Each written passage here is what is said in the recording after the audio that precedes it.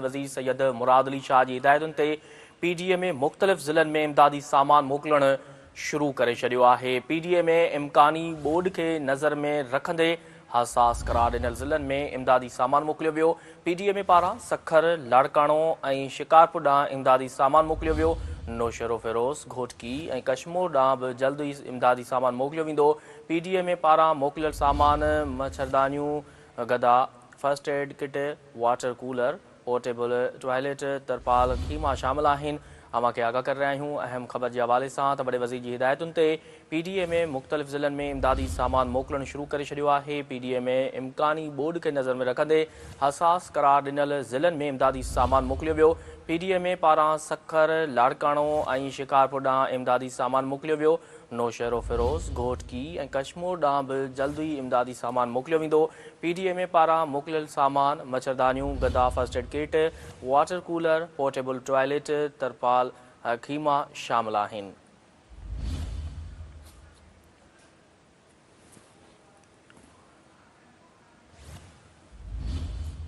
अवां खे आगाह करे रहिया आहियूं अहम ख़बर जे हवाले सां वॾे वज़ीर जी हिदायतुनि ते पीडीए में मुख़्तलिफ़ ज़िलनि में इमदादी सामान मोकिलणु शुरू करे छॾियो आहे। पीडीए में इम्कानी ॿोॾ खे नज़र में रखंदे हसास करार ॾिनल ज़िलनि में इमदादी सामान मोकिलियो वियो।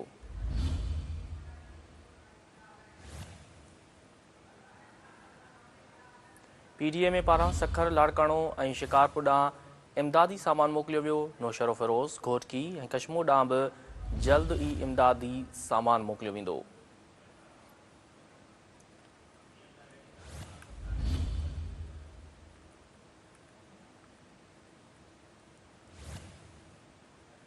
पीडीए में पारां सखर, लाड़काणो ऐं शिकारपुर ॾांहुं इमदादी सामान मोकिलियो वियो। वधीक तफ़सील मालूम कंदासीं। टेलीफोन ते मौजूदु आहे कराची खां सिंध टीवी न्यूज़ जो चीफ रिपोर्टर फयाज़ कुरैशी। जी फयाज़, वॾे वज़ीर जी हिदायतुनि ते पीडीए में मुख़्तलिफ़ ज़िलनि में इमदादी सामान मोकिलणु शुरू करे छॾियो आहे। वधीक कहिड़ा तफ़सील नवां आगाह कजो।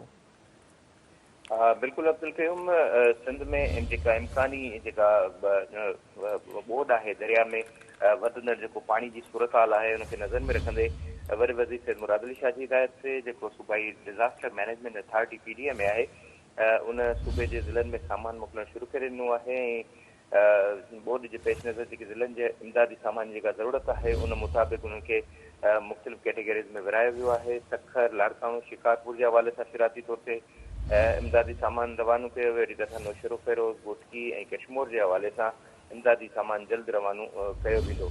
इन हवाले सां मच्छरदानियूं, mattress, hygiene kits, first aid kits, पाणी जा जेके कूलर, पोर्टेबल जेके टॉयलेट आहिनि ऐं अहिड़ी तरह सां चटायूं, खेमा ऐं ॿी ज़रूरी सामान उहो हुन में शामिल आहे।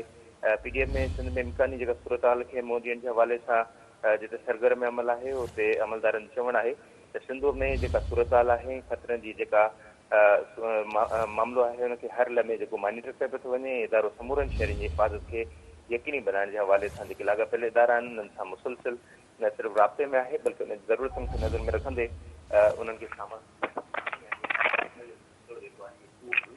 जारी आहे। जी ठीकु आहे फयाज़, तफ़सील ॾियण लाइ वॾी महिरबानी।